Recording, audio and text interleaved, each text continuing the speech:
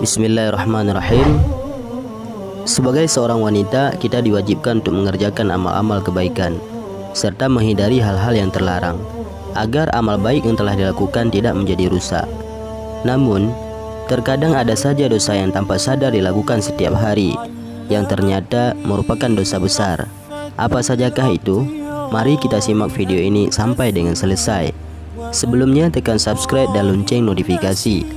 Bagikan video ini untuk teman-teman dan saudara kalian.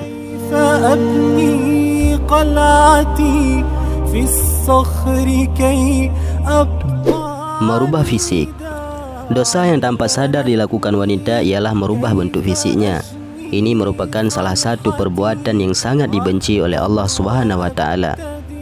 Perubahan fisik yang dimaksud adalah seperti melakukan operasi, implan, sedot lemak, memancungkan hidung, dan perubahan fisik jenis lainnya. Namun, apabila perbuatan fisik bertujuan untuk mengobati penyakit, maka masih diperbolehkan dengan dalil untuk menyembuhkan.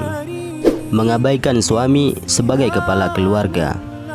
Suami merupakan kepala rumah tangga yang wajib dihormati sesuai dengan peraturan dalam ajaran Islam serta sabda Rasulullah SAW.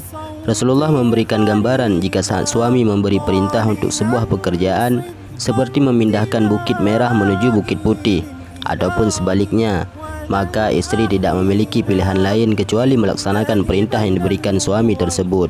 Akan tetapi, saat ini cukup banyak wanita yang mengabaikan peran suami tersebut. Banyaknya bicara. Tanpa sadar banyak berbicara apalagi membual ternyata dapat menimbulkan dosa. Hal ini kerap dilakukan oleh banyak orang, terutama wanita. Jabir bin Abdullah radhiyallahu an berkata bahwa Rasulullah SAW bersabda, "Sesungguhnya orang yang paling aku benci dan yang paling jauh majelisnya dari aku pada hari kiamat adalah sarsarun, yaitu orang yang banyak omong. Mutasyaddiqun, yaitu yang membual dan bicara seenaknya. Dan mutafaihikun." Para sahabat menukas, "Wahai Rasulullah, kami telah mengetahui siapa itu sarsarun dan mutasyaddiqun, tapi mutafaihikun kami tidak mengetahui siapakah mereka." Rasulullah menjawab, "Mereka adalah orang yang sombong ataupun angkuh." Hadis riwayat Ahmad, Ibnu Hibban dan Abu Nuaim. Berpakaian namun telanjang. Maksud dari berpakaian namun telanjang ialah di mana seorang wanita mengenakan pakaian yang ketat dan tipis sehingga membuat setiap lekuk tubuhnya terlihat. Hal ini merupakan salah satu dosa yang tanpa sadar dilakukan banyak wanita. Namun keharaman ini tidak berlaku jika dikenakan di depan suaminya yang sah. Pergi tanpa izin suami. Dosa yang tanpa sadar dilakukan wanita selanjutnya adalah berpergian tanpa seizin suaminya. Sebab Islam memandang wanita yang melakukan perjalanan meskipun dengan tujuan baik namun tidak mendapatkan izin daripada suami, meskipun yang dilakukan puasa sunnah sekalipun, merupakan hal yang akan menimbulkan dosa sehingga akan menerima hukum istri yang melawan menurut Islam. Berkawan akrab dengan lelaki yang bukan mahramnya.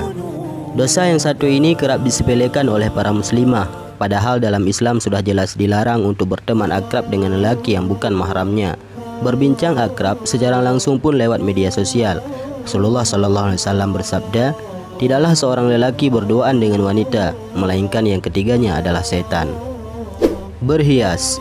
Dalam urusan penampilan, wanita selalu ingin terlihat cantik dan menarik. Namun seorang wanita tidak boleh berhias untuk selain suaminya, apalagi sampai meminta untuk menyambung rambut dan juga mencukur alis. Rasulullah SAW bersabda, "Terlaknatlah wanita yang menyambung dan minta disambungkan rambutnya, wanita yang mencukur dan minta dicukur alisnya, wanita yang mentato dan minta ditato." Demikian penjelasan terkait dengan dosa yang tanpa sadar dilakukan setiap hari, khususnya bagi para wanita.